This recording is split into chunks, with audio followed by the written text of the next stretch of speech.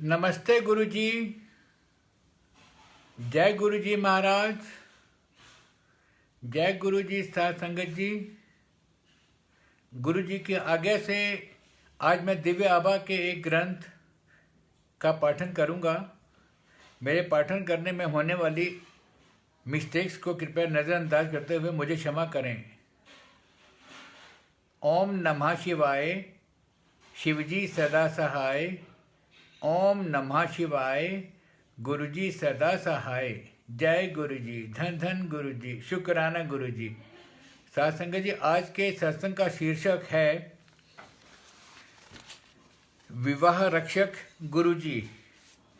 यह सत्संग दिव्य आभा होली ग्रंथ के पेज नंबर 130, 131 और 132 पर लिखित है। इसमें किसी संगत का नाम नहीं। अभी ये विवाह रक्षक गुरु जी, मैं गुरु जी को जितने भी धन्यवाद दूं वह कम है। हम गुरु जी के पास अपने व्यापार संबंधी समस्या लेकर पहुंचते थे और उन्होंने हमें तुरंत अपनी शरण प्रदान करी, परंतु अभी उससे भी बड़ी परीक्षा शेष थी। मेरे विवाह को 35 वर्ष बीत चुके थे। हमारे एक पुत्र और एक कन्या हैं, दोनों विवाहित और घर में एक पोती भी है। कहते हैं कि किसी को भी जीवन में सब सुख प्राप्त नहीं होते। मेरे पति की आदतों में बहुत सुधार संभव था। वह जीवन को आनंदपूर्वक जीना चाहकर भी परिवार के किसी उत्तरदायित्व को लेने को तैयार नहीं थे, और जब वह मद्यपान करते थे मुझे भय लगता था वह आक्रामक और अत्याचारी हो जाते थे।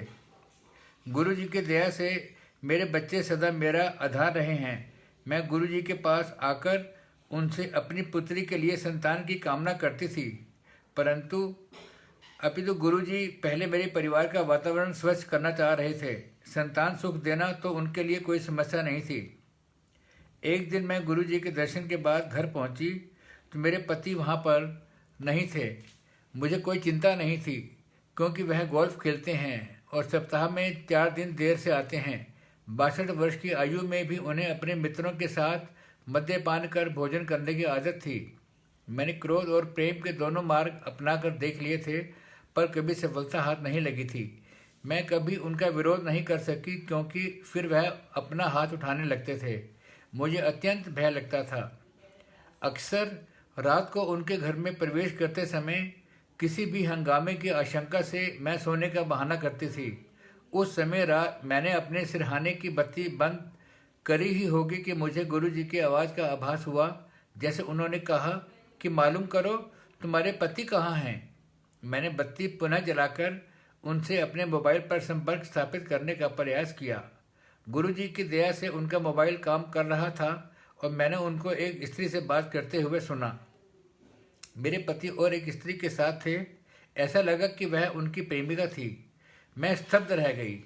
मुझे पता था कि जब वह युवा थे वह लड़कियों के साथ घूमा करते थे।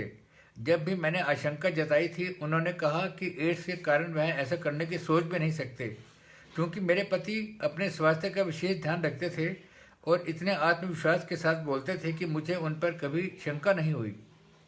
अतः इस प्रेम संबंध से मुझे बहुत आघात पहुंचा। मैंने अपनी बुद्धि पर नियंत्रण रखते हुए अपनी पुत्रवधू को भी फोन पर हो रही बात सुनवाई। मुझे पता था कि इसमें प्रमाण की आवश्यकता होगी, अन्यथा वह मुझ पर अत्याचार करेंगे। मेरा बेटा उस समय दिल्ली से बाहर था। गुरुजी, मैं क्षमा प्रार्थी हूँ कि उस दिन उनके वापस आने पर मैंने उनको मारा और घर से निकाल दिया। वह नशे में इतने धुत थे कि उन्हें पता ही नहीं लगा कि क्या हो रहा है। उन्हें 10 दिन तक घर से बाहर रखा गया। बीच बीच में वह आकर क्षमा मांगते रहे। उनमें अभूतपूर्व अहंकार रहा है और कभी शर्मिंदगी प्रकट नहीं करते थे। इस घटना के 2 माह उपरांत उनमें बहुत परिवर्तन दिखाई दिया। मुझे 35 वर्ष तक कष्ट देने के बाद वह भले मानुस हो गए। आज वह मुझसे, अपने बच्चों और पोतरी से अति प्रेम करते हैं। यदि आजकल वह कभी नशा करते भी हैं तो बहुत रोक कर क्षमा याचना करते हुए कहते हैं कि वह अच्छे इंसान हैं और उन्होंने मुझे बहुत कष्ट दिए हैं। गुरु जी की कृपा से मैं सब कुछ भूल गई हूँ। मेरे पति और मेरा अगाढ़ प्रेम नवनिवाहित दंपति सा है। गुरु जी उन सब कष्ट सहने वाली महिलाओं को अपनी कृपा से धन्य करें। मैं सबसे गुरु जी के चरणों में आने का निवेदन करती हूँ। वह साक्षात भगवान हैं। मैं उनसे अतः प्रेम करती हूँ। सत्संग जी, इसी के साथ इस सत्संग की समाप्ति हो गई। मेरे पढ़ने में, मेरे सुनाने में होने वाली मिस्टेक्स के लिए कृपया मुझे क्षमा करें। जय गुरु जी, शुक्राना गुरु जी।